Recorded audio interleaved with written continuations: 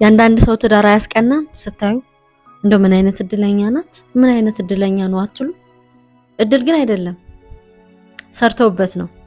ኑሮና ብልሃቱን አውቀውት ነው።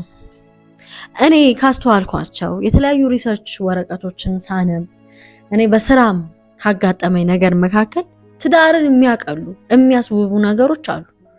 በጣም የተሻለ የሚያረጉ የበለጠ ኢንቲሜሲያችንን የሚያዳብሩ ነገሮች አሉ። እስኪ ላካፍላችሁ።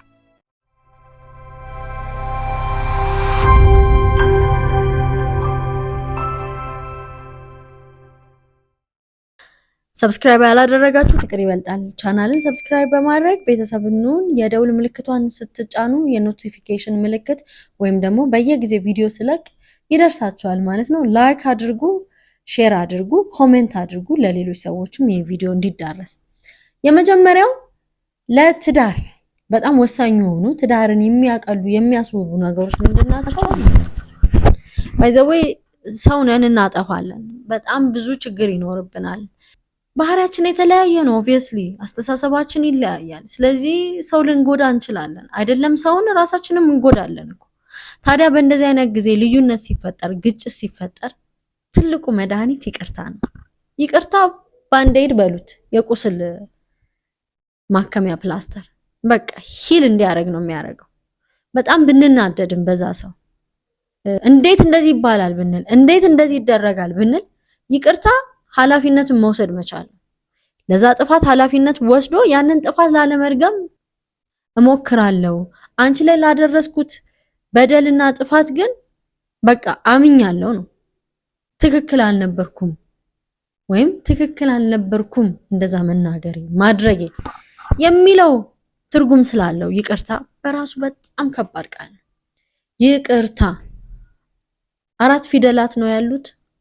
ቀላል ነው ቃሉ ሲባል፣ ከልብ ሲሆን ግን ተግባሩ በጣም ከባድ ተጽዕኖ ያለው ነው።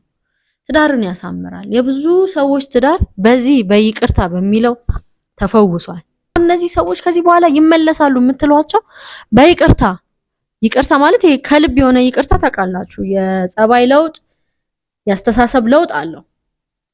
እሱ ጋር አኮምፓኒ ስለሚደረግ በይቅርታቸው ውስጥ ራሳቸውን አስተካክለው ያንን ነገር ላለመፈጸም እየሞከሩ ከዛ በኋላ በአንድነት ሲሰሩ ነገሩ እየተስተካከለ በጣም የሚገርም ለሰዎች ምሳሌ የሆነ ትዳር የኖሩ ያሉ ሰዎች አሉ። አጥፍቻለሁ፣ በድያለሁ፣ በስሜትሽ ላይ ለፈጠርኩት በቤታችን ላይ ለፈጠርኩት ስህተት ኃላፊነት ወስዳለሁ፣ አልሰራም ከዚህ በኋላ ይቅር በይኝ፣ ይቅር በለኝ ማለት ፐርፌክት። ሌላ ትዳርን የሚያቀል ነገር ለማሸነፍ አለመከራከር የለም። ለማሸነፍ ሳይሆን ለመረዳት። ኢጎ እኮ ነው እያስቸገረን ያለው። የጥቅሙን ያህል ለማሸነፍ የምንሄድበት ርቀት፣ የተሻለን መሆናችንን ለማሳየት የምንሄድበት ርቀት ትዳር ሲያፈርስ አይቻልም። ትዳር ደግሞ 2 ተሸናፊዎች ናቸው። በቃ እስኪ ልረዳው፣ ምን እያለኝ ነው፣ ያልገባኝ ሀሳብ ይኖር እስኪ ምንድነው ብሎ እኮ መስማት ጥሩ ነው። ሁለተኛው ለማሸነፍ አለመሞከር። ሁሌ በተሸናፊነት ብንኖር ሁለታችንም አስቡት፣ ሁለቱም በተሸናፊነት ቢኖሩ አንቺ ትብሽ አንተ ሲባባሉ እንዴት የተሻለ ፍቅር እንደሚኖር። አሁን እኮ ትዳር አይደለም ችግሩ። አሁን ሰው ትዳር ረበስማም ይላል። ትዳር አይደለም። አብዛኛው ሰው ሳይሰራ ራሱ ላይ ሳይሰራ ኢንቨስት ሳያደርግ ስለሚገባ ንጹህን ቅዱስ የተባለውን ተቋም እያበላሸው ነው፣ እየበከለው ነው። የኛ ካራክተር እኮ ነው ትዳሩን የሚያበላሸው። ምን ያርገን?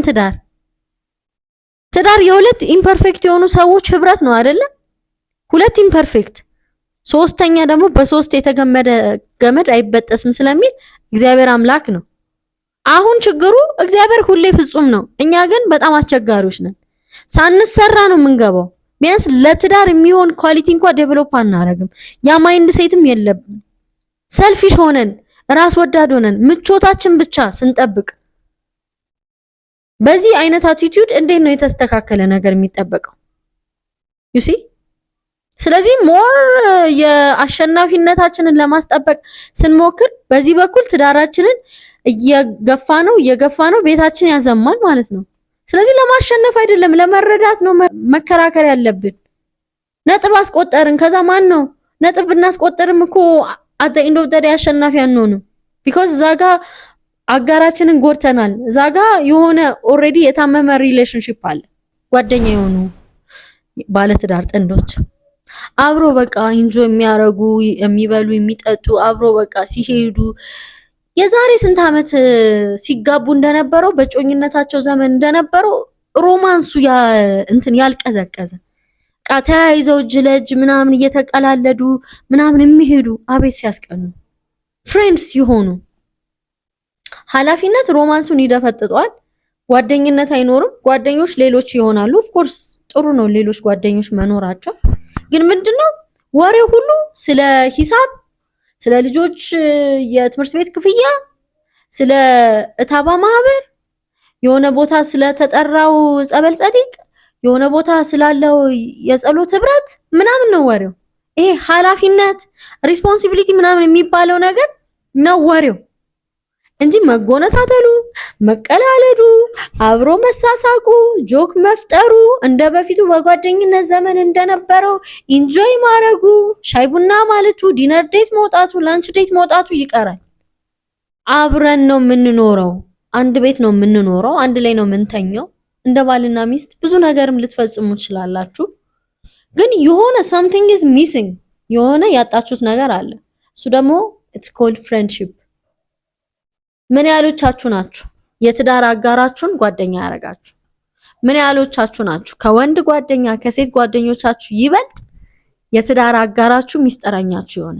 ምን ያህሎቻችሁ ናችሁ ከጓደኞቻችሁ ጋር እንደምታወሩት አይነት ወሬ ሳትሳቀቁ ነፃ ሆናችሁ እየተቀላለዳችሁ ሚስጥር እያወራችሁ እየተተራረባችሁ ከትዳር አጋራችሁ ጋር ቁጭ ማለት የምትችሉት? ሰውን ረጅም ዓመት በትዳር እንዲኖር የሚያደርገው ትልቁ ኪ ምንድነው? ፍሬንድሺፕ። እኔ ብቻ አይደለም ያልኩት። you can read ጉግል ማድረግ ትችላላችሁ ከፈለጋችሁ፣ የተለያዩ ጥናቶች ያቀርብላችኋል። friendship is the foundation for lasting relationship። ወዳጅነት ለረጅም ጊዜ ለሚቆይ ትዳር ወይም ለእድሜ ዘመን ትዳር መሰረቱ ነው። እኛ ሰው ችግር እስኪመጣ ነው የሚጠብቀው አቃቂር ለመናገር፣ ችግር ለመናገር እንከን ይጠብቃል። ማታ ዳቦ ይዞ መግባቱ ራሱ እኮ ቴንክ ዩ የኔ ባል መባል አለበት። ለልጆቹ የሆነ ነገር አስታውሶ ሲያመጣ አመሰግናለሁ ባሌ፣ አፈቅርሃለሁ፣ ቴንክ ዩ መባል አለበት። ወጧን ሰርታ ቤቷን አጽድታ ከጠበቀች ወይም ከስራ ስትመጣ የኔ ውብ ሚስት፣ የኔ ጀግና፣ ኮራብሻለሁ መባል አለባት። የሆነ መጋረጃውን ሲቀይር አንበሳ እኮ ነው የኔ ባል መባል አለበት። የሆነ የበሩ እጀታ ወልቆ ሲገጥም ወንድ እኮ ነው ባሌ፣ በእውነት አመሰግናለሁ መባል አለበት። ውብ ሆና ራሷን ሽቅርቅር ብላ ተኳኩላ የሆነ ቦታ ስትሄዱ ስታያት ምንድነው ደግሞ እንደዚህ አለባበሽ ምናምን እዚህ ደርሶ ለመምጣት አትበላት። ዋው you look gorgeous፣ ስታምሪ የኔ ሚስት፣ ምን አይነት እድለኛ ሰው ነኝ መባል አለባት። ጽድት ብትል ላንተ ዞሮ ዞሮ አንተ ነው የመረጠችው። ቢያምርባት ላንተ፣ ብትለብስ ላንተ፣ ማንም አይወስዳትም እኮ ኦሬዲ እሷም ያንተ ናት፣ አንተም የሷ ነህ። ብትዋብ ብዘንጥ ጸጉሯ እንዲህ ቢሆን ምንም ብታረግ ላይዋ ላይ ኢንቨስት ብታረግ ኢትስ ፎር ዩ፣ ላንተም ነው እኮ። እኔ ባሌ ዋው ባልሽ አቤት አለባበሱ ምናምን ብባል እንዴ ቴንክ ዩ ነው የምለው። because he is mine፣ የኔ ነው። his ቢመሰገንልኝ በቃ ጥሩ ነገር ሁሉ ስለሱ ብሰማ he is mine፣ በጣም proud wife ነው እኮ ነው። ስለዚህ ምንድነው እስኪ ከውጪ ሳይሆን ማግኘት ራሱ ካለባቸው ምስጋናውን አድናቆቱ ከኛ ከትዳር አጋራቸው። አምፖል ራሱ ከቀየረ ምን አምፖል መቀየር እንደደና ስራ ደግሞ ምን አትበዩ። በቃ ቴንክ ዩ የኔ ባል፣ አመሰግናለሁ፣ you're awesome፣ ወዳለሁ።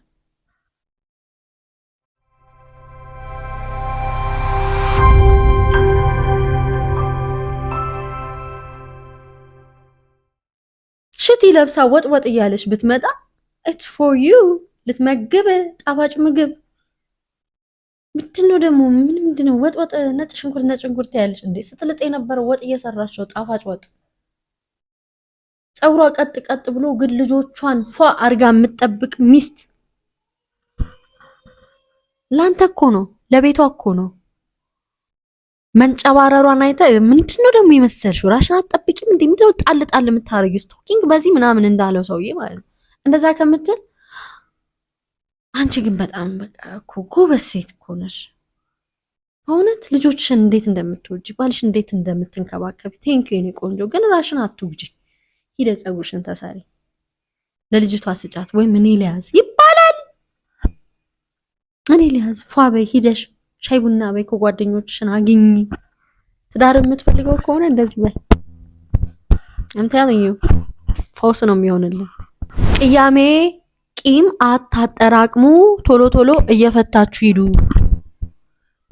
አንዱ ለፍቺ 11ኛው ሰዓት ላይ የደረሱ ጥንዶች ከተናገሩት ወይም ደግሞ ካሳዩት ባህሪ መካከል ቶሎ ችግርና ለመፍታት ማጠራቀም ነው አንዳንድ ሰው መጣላት ራሱ አይፈልግም ፍኒ መጨቃጨቅ ካለብህ ተጣላ ቢያንስ እንዴት እንደምትጣሉ ራሱ ማወቅ way of conflict resolution አንድ እኮ መንገድ እኮ ነው የመፍትሄው አካል እኮ ነው ያልጣላም እንዴት ይባላል የገዛ ጥርስ ጉንጭን ነክሶት አያውቅም እንዴ ምላስን ነክሰው አታውቅም የገዛ አካል እርስ በርስ እንደዚህ ከሆነ ከሌላ ሰው ጋር እንዴት ነው ማንጣላው እንጣላለን እንጂ ይሄ ከዚህ ምናምን እንላለን እንዴ ራሳችን ወይኔ ነከስኩት ምናምን ጥርሴን እንትናለው ምናምን ጉንጬን ነው የምንለው ግን ስቲል ስቲክ እናረጋለን እዛው ናት ቆስሎም ይደናል በጊዜ ሂደት መጽሐፍ ቅዱስ በቁጣችሁ ላይ ፀሐይ አይግባ ይላል ፀሐይ አይግባ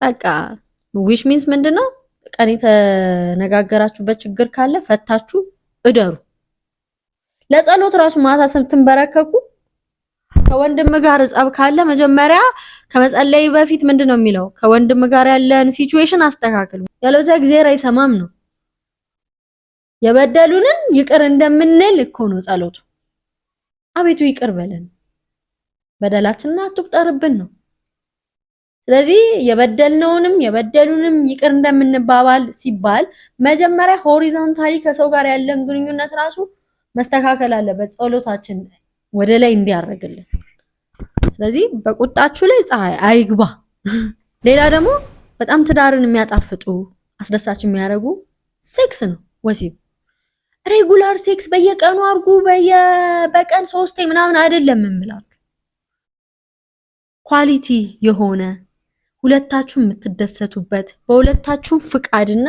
ኢንቲሜሲ ላይ የተመሰረተ አንዱ ጫና ውስጥ የገባ አይነት ስሜት የማይሰማበት እርስ በርሳችሁ አፕሪሺየት የምትደራረጉበት ፕሬዝ የምትደራረጉበት የምትወዳደሱበት ኳሊቲ የሆነ ሴክስ ላይፍ ይኖራችሁ እሱ ደግሞ ሰውነትን ቦዲ ሼም ባለማድረግ ምን መስለሻል ቦርጭሽ ምንድን ያከለው በስማ ኧረ በእናትሽ እንደው ሂደሽ የሆነ መላመላ በዩ ስትባል እቺ ሴት እንዴት ነው ለሴክስ ራሱ ሬዲ የምትሆነው ትሳቀቃለች ገና ሰውነቷን ልብሷን ስታወልቅ ራሱ ቦርጯ ዝርግፍ ሲል በጣም ነው የምትፈራው የምትደነግጠው because all የሷ አቴንሽን ኦሬዲ ወስዶታል ሰውየው ባልየው ምንድነው ቦርጭሽ ምናምን ስለዚህ ምንድነው ቦርጭሽ የሚለው ሲተረጎም አታምሪም ሰውነትሽ ያስጠላል he's not attracted anymore ባልሽ እኮ ኦሬዲ ባንቺ ሰውነት አይሳብም ምናምን ትሸማቀቃለች እንዴት ብላ ነው ይቺ ሴት ለሴክስ ሬዲ የምትሆነው አሁን አንተ ወንድ ነህ